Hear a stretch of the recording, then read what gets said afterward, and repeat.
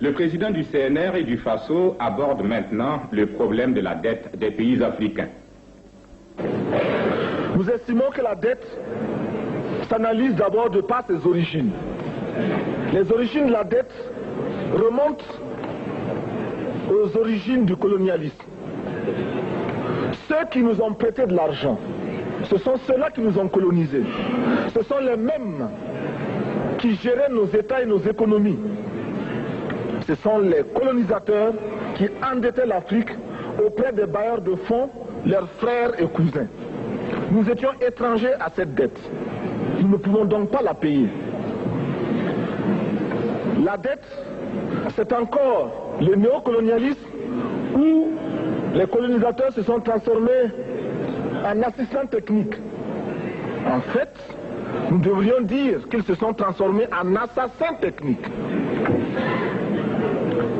Et ce sont eux qui nous ont proposé des sources de financement, des bailleurs de fonds internes que l'on emploie chaque jour, comme s'il y avait des hommes dont le bâillement suffisait à créer le développement chez les autres. Ces bailleurs de fonds nous ont été conseillés, recommandés. On nous a présenté des montages financiers alléchants, des dossiers.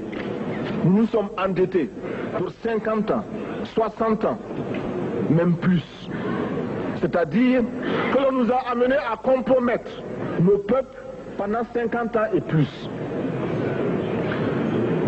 Mais la dette, c'est sa forme actuelle. Contrôlée, dominée par l'impérialisme. Une reconquête savamment organisée pour que l'Afrique, sa croissance, son développement obéissent à des paliers, à des normes qui nous sont totalement étrangères, faisant en sorte que chacun de nous devienne l'esclave financier, c'est-à-dire l'esclave tout court, de ceux qui ont eu l'opportunité, la ruse, la fourberie de placer les fonds chez nous avec l'obligation de rembourser. On nous dit de rembourser la dette.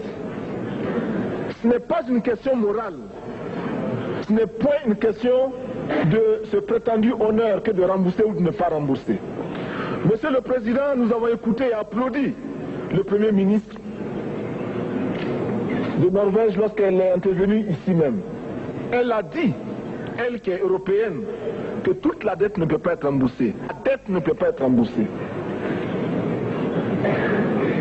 La dette ne peut pas être remboursée parce que, d'abord, si nous ne payons pas, nos bailleurs de fonds ne mourront pas. Soyons-en sûrs.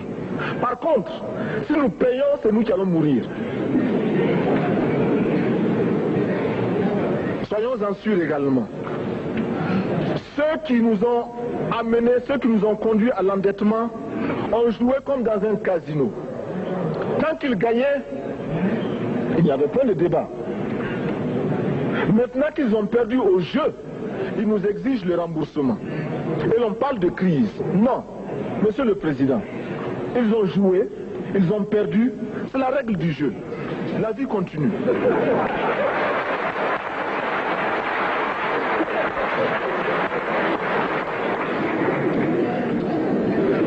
Nous ne pouvons pas rembourser la dette parce que nous n'avons pas de quoi payer. Nous ne pouvons pas rembourser la dette parce que nous ne sommes pas responsables de la dette. Nous ne pouvons pas payer la dette parce qu'au contraire les autres nous doivent ce que les plus grandes richesses ne pourront jamais payer, c'est-à-dire la dette de sang. C'est notre sang qui a été versé. On parle du plan Marshall qui a refait l'Europe économique. Mais on ne parle jamais du plan africain qui a permis à l'Europe de faire face aux hordes hitlériennes lorsque leur économie était menacée, leur stabilité était menacée. Qui a sauvé l'Europe? C'est l'Afrique. On en parle très peu. On en parle si peu que nous ne pouvons pas, nous, être complices de ce silence ingrat. Si les autres ne peuvent pas chanter nos louanges, nous avons au moins le devoir de dire que nos pères furent courageux et que nos anciens combattants ont sauvé l'Europe et finalement ont permis au monde de se débarrasser du nazisme. La dette,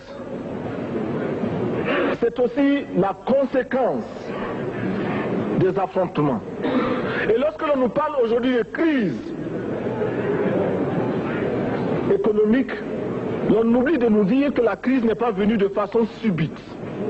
La crise existe de tout temps et elle ira en s'aggravant chaque fois que les masses populaires seront de plus en plus conscientes de leurs droits face aux exploiteurs. Il y a crise aujourd'hui parce que les masses refusent que les richesses soient concentrées entre les mains de quelques individus. Il y a crise parce que quelques individus déposent dans des banques à l'étranger des sommes colossales qui suffiraient à développer l'Afrique. Il y a crise parce que face à ces richesses individuelles que l'on peut nommer, les masses populaires refusent de vivre dans les ghettos, dans les bas quartiers.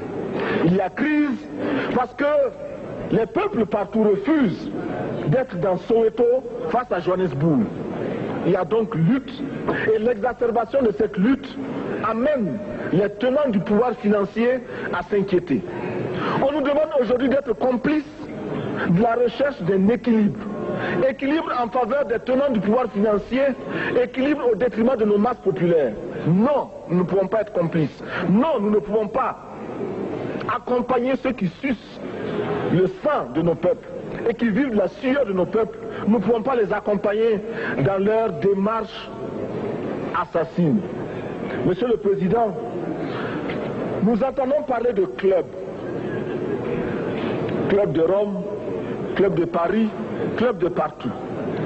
Nous entendons parler du groupe des 5, du groupe des 7, du groupe des 10, peut-être du groupe des 100, et que sais-je encore. Il est normal que nous créions notre club et notre groupe. Faisons en sorte que dès aujourd'hui, Addis Abeba devienne également le siège, le centre d'où partira le souffle nouveau, le club d'Addis Abeba.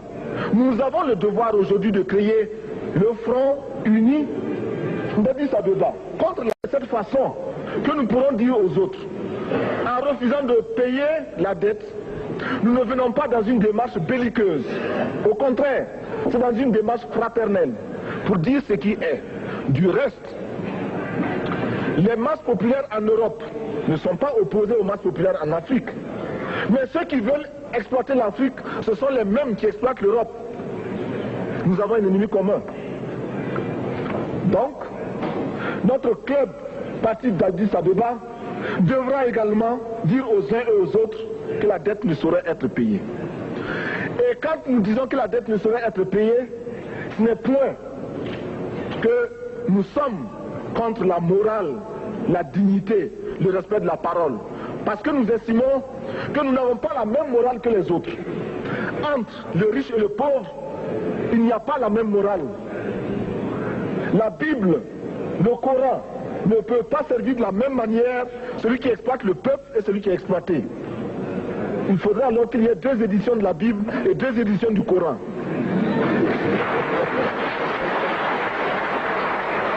Nous ne pouvons pas accepter qu'on nous parle de dignité. Nous ne pouvons pas accepter que l'on nous parle de mérite de ceux qui payent et de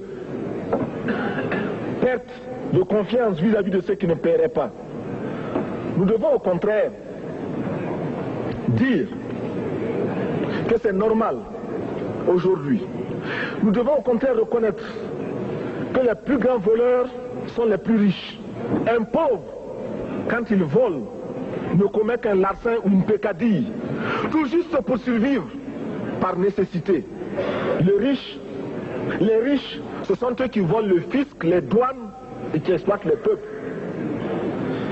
Monsieur le Président, ma proposition ne vise pas simplement à provoquer ou à faire du spectacle.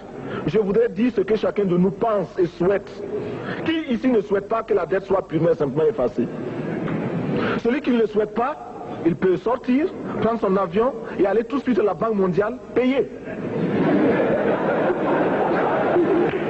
Tous nous souhaitons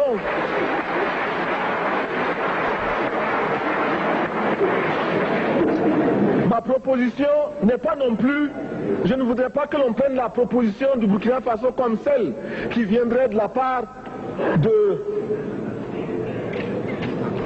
jeunes sans maturité, sans expérience. Je ne voudrais pas non plus que l'on pense qu'il n'y a que les révolutionnaires à parler de cette façon. Je voudrais que l'on admette que c'est simplement l'objectivité et l'obligation. Et je peux citer, dans les exemples de ceux qui ont dit de ne pas payer la dette, des révolutionnaires comme des non-révolutionnaires, des jeunes comme des vieux. Je citerai par exemple, Fidel Castro a déjà dit de ne pas payer. Il n'a pas mon âge, même s'il est révolutionnaire. Mais je pourrais citer également François Mitterrand, qui a dit que les pays africains ne peuvent pas payer, les pays pauvres ne peuvent pas. Je pourrais citer Madame le Premier ministre. Je ne connais pas son âge et je m'en voudrais de le lui demander. Mais c'est un exemple. Je voudrais citer également le président Félix Houphouët-Boigny. Il n'a pas mon âge. Cependant, il a déclaré officiellement, publiquement, qu'au moins pour ce qui concerne son pays,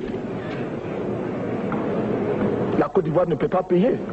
Or, la Côte d'Ivoire est classée parmi les pays les plus aisés d'Afrique, au moins d'Afrique francophone.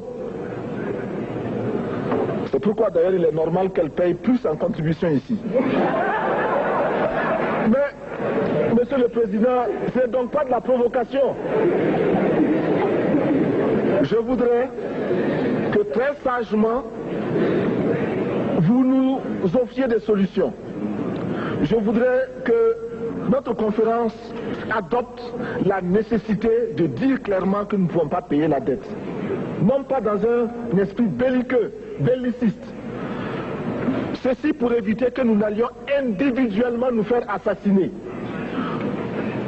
Si le Burkina Faso tout seul refuse de payer la dette, je ne serai pas là à la prochaine conférence.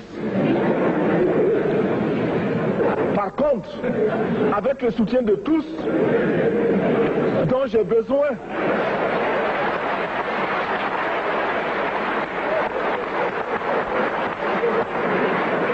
avec le soutien de tous, nous pourrons éviter de payer. Et en évitant de payer, nous pourrons à notre développement. Et je voudrais terminer en disant, chaque fois qu'un pays africain achète une arme, c'est contre un Africain. Ce n'est pas contre un Européen. Ce n'est pas contre un Asiatique. C'est contre un Africain. Par conséquent, nous devons également, dans la lancée de la résolution de la question de la dette, trouver une solution au problème de l'armement. Je suis militaire et je porte une arme. Mais Monsieur le Président, je voudrais que nous nous désarmions. Parce que moi, je porte l'unique arme que je possède et d'autres ont camouflé les armes qu'ils ont.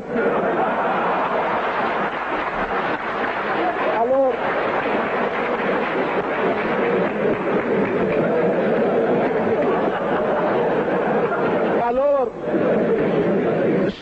chers frères, avec le soutien de tous, nous pourrons faire la paix chez nous. Nous pourrons également utiliser ces immenses potentialités pour développer l'Afrique, parce que notre sol, notre sous-sol sont riches. Nous avons suffisamment de bras et nous avons un marché immense, très vaste, du nord au sud, de l'est à l'ouest. Nous avons suffisamment de capacités intellectuelles pour créer, ou tout au moins prendre la technologie et la science partout où nous pourrons les trouver. Monsieur le Président, faisons en sorte que nous mettions au point ce front uni d'Addis Abeba contre la dette. Faisons en sorte que ce soit à partir d'Addis Abeba que nous décidions de limiter la course aux armements entre pays faibles et pauvres. Les gourdins et les coutelas que nous achetons sont inutiles. Faisons en sorte également que le marché africain soit le marché des Africains. Produire en Afrique, transformer en Afrique et consommer en Afrique. Produisons ce dont nous avons besoin et consommons ce que nous produisons au lieu d'importer. Le Burkina Faso est venu vous exposer ici la cotonnade produite au Burkina Faso, tissée au Burkina Faso, cousue au Burkina Faso pour habiller les Burkinabés. Ma délégation et moi-même, nous sommes habillés par nos tisserands, nos paysans. Il n'y a pas un seul fil qui vienne de l'Europe ou de l'Amérique. Je ne fais pas un défilé de mode, mais je voudrais simplement dire que nous devons accepter de vivre africain. C'est la seule façon de vivre libre et de vivre digne. Je vous remercie, Monsieur le Président. La patrie ou la mort, nous vaincrons.